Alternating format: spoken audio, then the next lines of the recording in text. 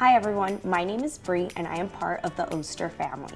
Today I'm going to show you my go-to dish for game night with my friends, my Nacho Pizzas. First you have to preheat the oven to 450 degrees.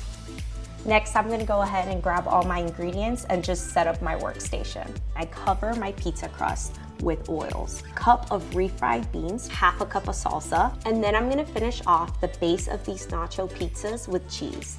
Now I'm going to chop up my veggies using the Oster 3-in-1 food processor. 1 cup of tomatoes, 1/4 cup jalapeno peppers.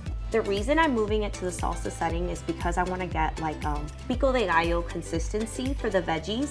I want everyone to feel a little bit of a crunch when they bite into it, but I don't want it to be a little too mushy, so I'm going to stop it before it becomes like a puree.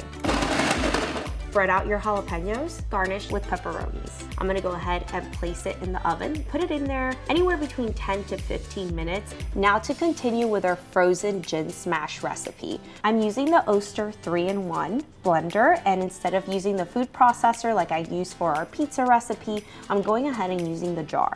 Add 6 ounces of gin, 3 ounces of simple syrup, 2 ounces of lemon juice, basil extract. Put 2 cups of ice, 2 cups of club soda in there, and press start.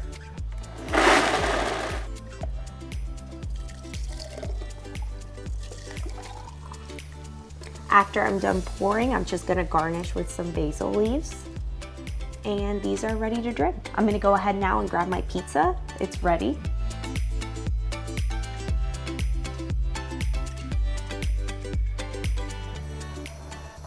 Now that my pizza's out of the oven, I'm just gonna garnish it with a little bit of sour cream. So now that we garnished with our sour cream, we're gonna go ahead and add some guacamole to the board and some tortilla crisps. This way your guests can garnish their nacho pizza with whatever they want. The tortilla crisps add an extra crunch. So I hope that you enjoyed joining me for my Nacho Pizza game night dish and that you enjoyed my frozen gin smash, and hopefully you can make it with your friends as well. Thank you.